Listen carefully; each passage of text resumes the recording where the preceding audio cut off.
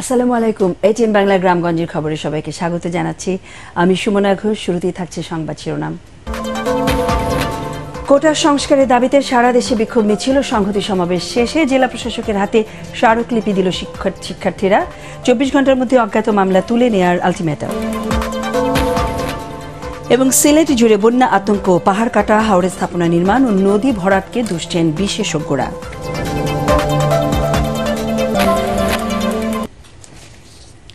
শুনছিলেন সংবাদ শিরোনাম, এবারে বিস্তারিত সংবাদ।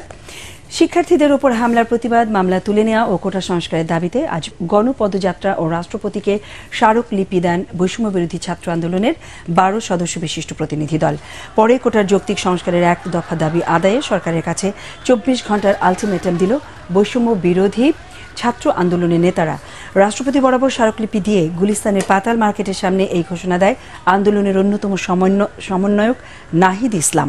এ সময় আগামী 24 ঘন্টা পর্যবেক্ষণ করে সমন্বয়করা তাদের পরবর্তী কর্মসূচি জানিয়ে দিবেন বলেও জানায় বৈষম্য বিরোধী ছাত্র আন্দোলনের নেতারা। আমরা বলেছি বাংলাদেশের সরকারি চাকুরিতে সকল গ্রেডে অযৌক্তিক ও বৈষম্যমূলক কোটাগুলোকে বাতিল করে সংবিধান অনুসারে শুধুমাত্র অনগ্রসর জাতিগোষ্ঠীর জন্য 5% কোটা রেখে সংসদে আইন প্রণয়ন করে কোটা এবং আমাদের মধ্যে আমাদেরকে যে দমন করার জন্য পরিকল্পনা করা হচ্ছে, আজকেও কিন্তু আমরা প্রমাণ করে দিয়েছি। ঢাকা বিশ্ববিদ্যালয়, জগন্নাথ বিশ্ববিদ্যালয়, ঢাকা 7 কলেজের প্রতিষ্ঠান সহ জাতীয় বিশ্ববিদ্যালয় অন্তর্ভুক্ত কলেজ সমূহ শিক্ষার্থীবৃন্দ, প্রাইভেট বিশ্ববিদ্যালয়ের শিক্ষার্থীবৃন্দ কিন্তু আজকে এই যে শেরেবাংলা কৃষি বিশ্ববিদ্যালয়, ঢাকার সকল শিক্ষা প্রতিষ্ঠান আজকে আমরা একত্রিত হয়েছি। আমাদের এই মিছিল কিন্তু থামানো যায় নাই। সারা দেশে কোটা বিরোধী আন্দোলনে শিক্ষার্থীদের উপর হামলা ও মামলা প্রত্যাহারের দাবিতে রাজধানী ঢাকা সহ সারা দেশের বিভিন্ন জেলায় বিক্ষোভ মিছিল ও সংহতি সমাবেশ করেছে শিক্ষার্থীরা। সমাবেশ শেষে আন্দোলনকারী শিক্ষার্থীরা রাষ্ট্রপতি বরাবরে দেয়া তাদের দাবি সংবলিত স্মারকলিপি জেলা প্রশাসকের হাতে তুলে দেয়। আমাদের প্রতিনিধিদের পাঠানো তথ্যচিত্রে আরও জানাচ্ছেন আশিকুর রহমান। জাহাঙ্গীরনগর বিশ্ববিদ্যালয়ে বৈষম্য বিরোধী ছাত্র আন্দোলনের ব্যানারে কেন্দ্রীয় লাইব্রেরির সামনে থেকে বিক্ষোভ মিছিল বের হয়ে ক্যাম্পাসের বিভিন্ন সড়ক প্রদক্ষিণ করে ঢাকা আরিচা মহাসড়কের ডেইরি গেট দিয়ে শেষ হয়। পরে সেখানে সংহতি সমাবেশ পালন করেন তারা।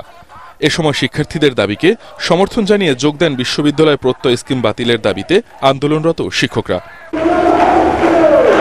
কোটা সংস্কারের দাবিতে দুপুরে চট্টগ্রাম অতিরিক্ত জেলা প্রশাসকের কাছে রাষ্ট্রপতি বরাবর স্মারকলিপি জমা দিয়েছেন আন্দোলনরত শিক্ষার্থীরা।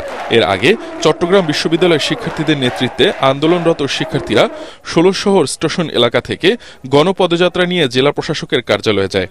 আমাদের যে এক দফা দাবি, সেই এক দফা দাবি যতদিন পর্যন্ত মেনে নেওয়া না হচ্ছে ততদিন পর্যন্ত আমরা রাজপথে আছি, আমরা রাজপথে থাকবো। মৌখিকভাবে কোনো কিছু আমাদের সাথে কথা হয়নি, আমাদের লিখিতভাবে একটি স্মারকলিপি এখানে জমা দেওয়া হয়েছে। এটি আমরা মহামান্য রাষ্ট্রপতি বরাবর পাঠিয়ে দেব। একই দাবিতে নারায়ণগঞ্জে শিক্ষার্থীদের বিক্ষোভ মিছিল ও পদযাত্রা অনুষ্ঠিত হয়েছে। নারায়ণগঞ্জ জেলা শাখার বৈষম্য বিরোধী ছাত্র আন্দোলনের বিক্ষোভ মিছিলটি কেন্দ্রীয় শহীদ মিনার থেকে বের হয়ে শহর প্রদক্ষিণ করে। খুলনায় জাতীয় বিশ্ববিদ্যালয়ের অধীনে থাকা কলেজগুলোর আন্দোলনরত শিক্ষার্থীরা শহীদ হাদিস পার্কে মানববন্ধন করে। পরে মিছিল নিয়ে খুলনা জেলা প্রশাসকের কাছে দাবি সংবলিত স্মারকলিপি দেয় শিক্ষার্থীরা। রাজশাহী বিশ্ববিদ্যালয়ের আন্দোলনরত শিক্ষার্থীরা ক্যাম্পাস থেকে পদযাত্রা নিয়ে জেলা প্রশাসকের কাছে গিয়ে দাবি সংবলিত স্মারকলিপি দেয়। রংপুরে বেগম রোকেয়া বিশ্ববিদ্যালয়ের শিক্ষার্থীরা বিশ্ববিদ্যালয়ের 1 নম্বর গেট থেকে পদযাত্রা শুরু করে পার্কের মোড় প্রদক্ষিণ করে। পরে নগরীর মডার্ন মোড়ের বটতলায় সমবেত হয়ে স্মারকলিপি পাঠ শেষে রংপুর জেলা প্রশাসকের হাতে তা প্রদান করেন। এছাড়া বরিশাল, কুমিল্লা, সুনামগঞ্জ, ঝিনাইদহ, নাটোর সহ দেশের বিভিন্ন জেলায় কোটা বিরোধী আন্দোলনে শিক্ষার্থীদের উপর হামলা ও মামলা প্রত্যাহারের দাবিতে বিক্ষোভ মিছিল ও সংহতি সমাবেশ পালন করেছে শিক্ষার্থীরা। Bureau report, ATN Bangla. দেশের বিভিন্ন স্থানে ধীরে ধীরে বন্যা পরিস্থিতির উন্নতি হচ্ছে। কুড়িগ্রামে ব্রহ্মপুত্রের হাতিয়া, নুনখাওয়া এবং ধরলার সদর ও শিমুলবাড়ি পয়েন্টে পানি হ্রাস পেয়ে বিপদসীমার নিচ দিয়ে প্রবাহিত হচ্ছে। এছাড়া চিলমারি পয়েন্টে পানি কমলেও বিপদসীমার 12 সেন্টিমিটার ও দুধকুমারের পানি পাটেশ্বরী পয়েন্টে 9 সেন্টিমিটার উপর দিয়ে প্রবাহিত হচ্ছে। যমুনা ও পুরাতন ব্রহ্মপুত্র সহ সব নদ নদীর পানি হ্রাস পাওয়ায় জামালপুরের সার্বিক বন্যা পরিস্থিতির আরও উন্নতি হয়েছে। গত 24 ঘন্টায় যমুনার পানি বাহাদুরাবাদ ঘাট পয়েন্টে 14 সেন্টিমিটার হ্রাস পেয়ে বিপদসীমার 21 সেন্টিমিটার উপরে, জগন্নাথগঞ্জ ঘাট পয়েন্টে 8 সেন্টিমিটার কমে বিপদসীমার 68 সেন্টিমিটার উপর দিয়ে প্রবাহিত হচ্ছে। তবে পানি কমলেও সাপ ও বিষাক্ত পোকার উপদ্রব, ঘরে ফিরতে পারছেন না বানভাসী মানুষ। দুর্গত এলাকায় দেখা দিয়েছে খাবার, বিশুদ্ধ পানি, শিশু ও গোখাদ্যের সংকট। বর্ষা মৌসুম এলেই সিলেটের মানুষের মাঝে বিরাজ করে বন্যা আতঙ্ক। আকাশ কালো হলেই শহর বন্দর গ্রামগঞ্জ ডুবে যাওয়ার শঙ্কায় এখানকার বাসিন্দারা থাকেন। বিশেষজ্ঞরা বলছেন, অতিবৃষ্টি ও উজান থেকে নেমে আসা ঢলের পাশাপাশি অবাধে পাহাড় টিলা কাটা, হাওরে স্থাপনা নির্মাণ এবং সুরমা কুশিয়ারার তলদেশ ভরাটের কারণে এই অঞ্চলে আশঙ্কাজনক হারে বন্যা বাড়ছে। সিলেট প্রতিনিধি শাহ মুজিবুর রহমান জকনের রিপোর্ট, জানাচ্ছেন জাহিদুল আলম। সিলেটে এবারের বন্যা অতীতের সব রেকর্ড ভেঙেছে।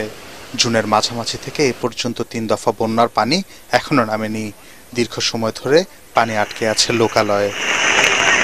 শত শত বছর ধরে সিলেটের হাওর ও জলাশয়গুলো ধরে রাখত বৃষ্টি এবং উজানের পানি, কিন্তু এখন সেসব হাওর জলাশয় ভরাট। শুধুমাত্র সিলেট নগরীতেই 3 থেকে 4টি হাওর ভরাট করে হয়েছে নগরায়ন। এছাড়া হাওর এলাকায় স্থাপনা নির্মাণ ও নদীগুলোর নাব্যতা কমে যাওয়ায় পানি সরে যেতে পারছে না। 4টা হাওর কিন্তু সিলেট শহরের মধ্যেই ছিল। সেই হাওরগুলো ভরাট করে আমরা কি করলাম, আমরা আবাসিক এলাকা করলাম, বিল্ডিং করলাম। তাহলে পানি যাওয়ার আর জায়গাটা কোথায় রইল? ওয়েটল্যান্ড কমে যাওয়ার কারণে এই পানিটা আর সে ধারণ করতে পারছে না, সেই সরাসরি পানিটা চলে আসতেছে আমাদের রিভারের, বেড়ে যাচ্ছে। পানি উন্নয়ন বোর্ড জানায়, এরই মধ্যে সুরমা ও কুশিয়ারা সহ 5টি নদী খননের প্রকল্প হাতে নেওয়া হয়েছে। এসব প্রকল্প দ্রুত শেষ করার তাগিদ দেন বিশ্লেষকরা। আমাদের এই দিকে যে কাজকর্মগুলো হবে, নদী পানি পরিবেশ নিয়ে যে প্রজেক্ট, সেই প্রজেক্ট একেবারে জনগণের কাছে একদম দাঁড়িয়ে থেকে প্রতি সপ্তাহে বলতে হবে কি করছেন কি না করছেন। কানাইঘাট থেকে ছাতক পর্যন্ত সুরমা নদী 52 কিলোমিটার এবং বিয়ানীবাজার থেকে শেরপুর পর্যন্ত কুশিয়ারা নদী 52 কিলোমিটার। তাছাড়া বাসিয়া নদী, কুশি নদী আর পিয়াই নদী, 5টা নদী খননের পরিকল্পনা আছে। গত জুনে সিলেটে 2000 মিলিমিটার বৃষ্টিপাত রেকর্ড করেছে আবহাওয়া বিভাগ। Bureau report, ATN Bangla. Khulna shipyard limited MVS রেজুনি লঞ্চ বিক্রয়ের দরপত্রে দুর্নীতির অভিযোগে নৌবাহিনীর বর্তমান ও সাবেক 4 কর্মকর্তা সহ 5 জনের বিরুদ্ধে অর্থ আত্মসাতের মামলা দায়ের করেছে দুর্নীতি দমন কমিশন দুদক। খুলনায় দুদকের জেলা কার্যালয়ের সহকারী পরিচালক মাহমুদুল হাসান শুভ্র বাদী হয়ে এই মামলা দায়ের করেন। মামলায় বলা হয়েছে, 2010 সালে এমভিএস রেজুনি লঞ্চ বিক্রির সময় দরপত্র মূল্যায়ন কমিটির সদস্যরা মিলে অর্থ আত্মসাৎ করে। মামলায় কমিটির তৎকালীন সদস্য, বর্তমান কমোডোর ও শিপইয়ার্ডের সাবেক জেনারেল ম্যানেজার অর্থ মোহাম্মদ মতিউর রহমান, সাবেক কমান্ডার ও শিপইয়ার্ডের ভারপ্রাপ্ত জেনারেল ম্যানেজার প্রশাসন এম রানা, সাবেক ক্যাপ্টেন ও জিএম আনিসুর রহমান মোল্লা, শওকত ইমরান ও মেসার্স এসবি কনস্ট্রাকশনের মালিক সাইদুজ্জামান সাইদকে আসামি করা হয়েছে।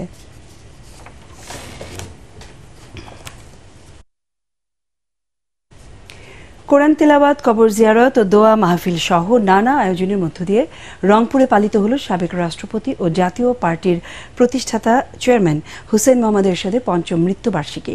দুপুরে নগরীর পল্লী নিবাসে প্রয়াত এই নেতার বিভিন্ন সময়ের ভাষণ প্রচার করা হয়। পরে কোরআন তেলাওয়াত, দোয়া মাহফিল অনুষ্ঠিত হয়। এদিকে মরহুমের আত্মার মাগফিরাত কামনায় দোয়া মাহফিল শেষে তবারক বিতরণ করেন জাতীয় পার্টির কো চেয়ারম্যান ও রংপুর সিটি কর্পোরেশনের মেয়র মোস্তাফিজুর রহমান মোস্তফা।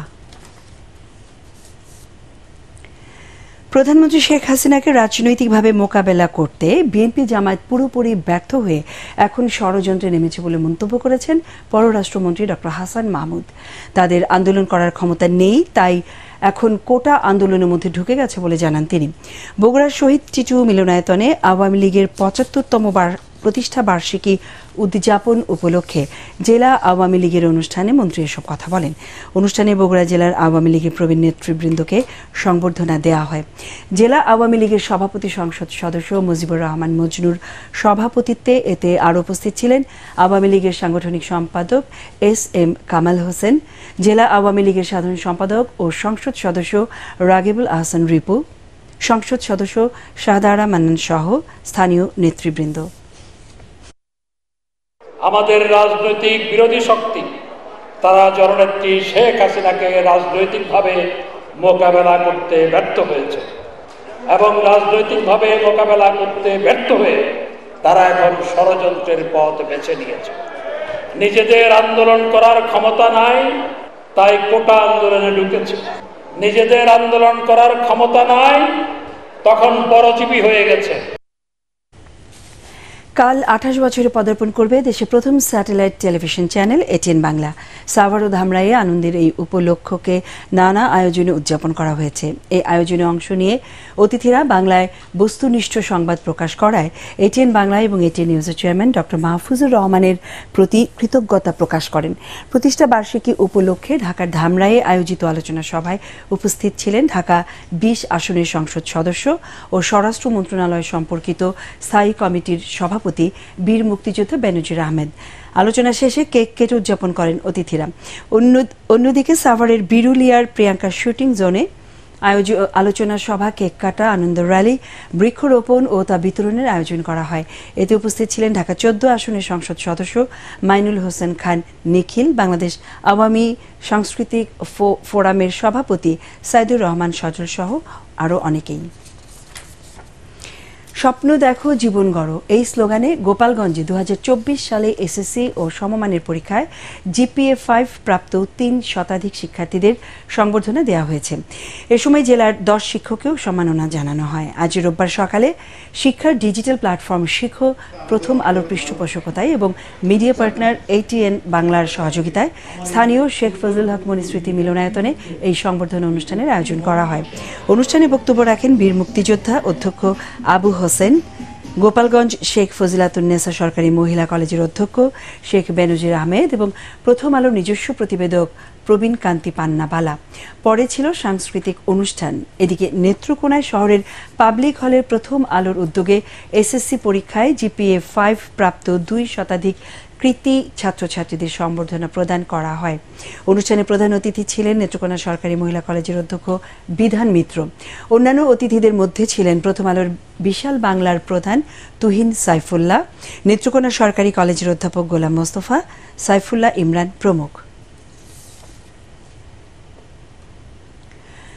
ব্রাহ্মণবাড়িয়ার বিজয়নগরে চুরির অপবাদে সালিশি সভায় এক নারীকে অমানবিক নির্যাতনের অভিযোগে সাবেক ও বর্তমান 2 ইউপি সদস্যকে আটক করেছে পুলিশ। শনিবার রাতে উপজেলার বিষ্ণুপুর গ্রাম থেকে তাদের আটক করা হয়।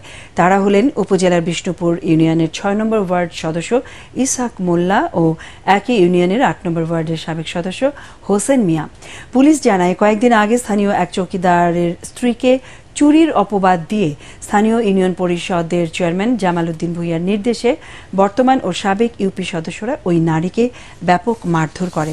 এই নির্যাতনের ভিডিও সামাজিক যোগাযোগ মাধ্যমে ছড়িয়ে পড়লে দুজনকে আটক করে পুলিশ। জলজটের কারণে সাভারের আশুলিয়ায় বাইপাইল আবদুল্লাপুর মহাসড়কে জনদুর্ভোগের শেষ নেই। বছরের বেশিরভাগ সময় সড়কটিতে ময়লা আবর্জনার পানি জমে থাকে। নোংরা পানিতে পথ চলতি মানুষকে নোংরা পানির ভেতর দিয়েই চলাচল করতে হয়। এর ফলে কাপড়চোপড় নষ্ট হয়ে দুর্ভোগ পোহাতে হয় তাদের। এছাড়া এলিভেটেড এক্সপ্রেসওয়ের নির্মাণ কাজ চলায় সড়ক সরু হয়ে যাওয়ায় দুর্ভোগ চরমে পৌঁছেছে। 10 মিনিটের রাস্তা পার হতে সময় লাগে 1 ঘন্টারও বেশি। অনেকদিন ধরেই এই অবস্থা থাকলেও মহাসড়ক থেকে পানি সরানোর কোনো উদ্যোগ নেই সড়ক ও জনপদ বিভাগের। সড়কটি সংস্কারের দাবি জানিয়েছেন এলাকাবাসী।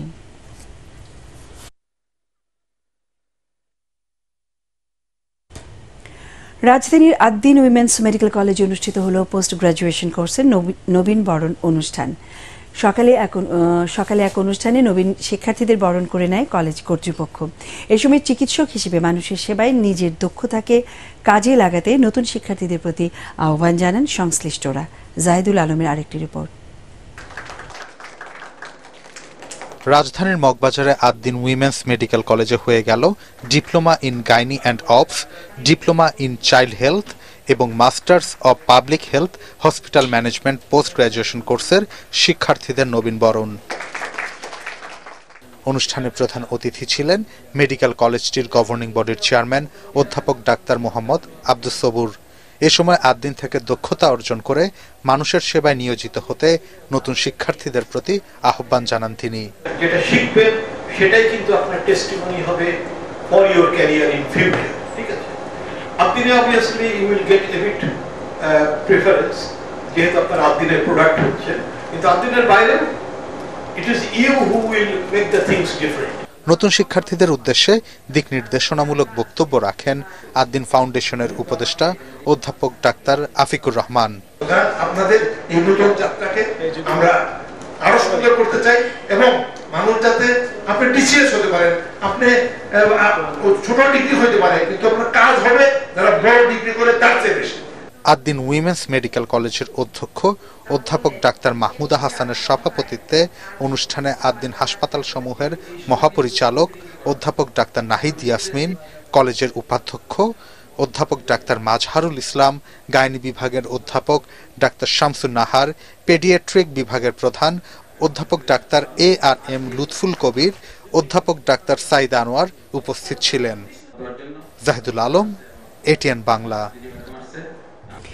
চাঁপাইনবাবগঞ্জে জাতির জনক বঙ্গবন্ধু শেখ মুজিবুর রহমান জাতীয় গোল্ড কাপ ফুটবল টুর্নামেন্ট বালক অনূর্ধ্ব 17 ও বঙ্গমাতা শেখ ফজিলাতুন্নেসা মুজিব জাতীয় গোল্ড কাপ ফুটবল টুর্নামেন্ট বালিকা অনূর্ধ্ব 17 এর উদ্বোধন করা হয়েছে। শিবগঞ্জ উপজেলা স্টেডিয়ামে এই টুর্নামেন্টের উদ্বোধন করেন উপজেলা নির্বাহী কর্মকর্তা আফতাবুজ্জামান আল ইমরান। এ সময় সহকারী কমিশনার জুবাইর হোসেন, উপজেলার সমাজ সেবা কর্মকর্তা কাঞ্চন কুমার দাস, উপজেলার ক্রীড়া সংস্থার সাধারণ সম্পাদক সাইফুল ইসলাম মিতুল খান উপস্থিত ছিলেন। শিবগঞ্জ উপজেলা প্রশাসন ও উপজেলা ক্রীড়া সংস্থার আয়োজনে টুর্নামেন্টে মোট 16টি দল অংশ নিচ্ছে।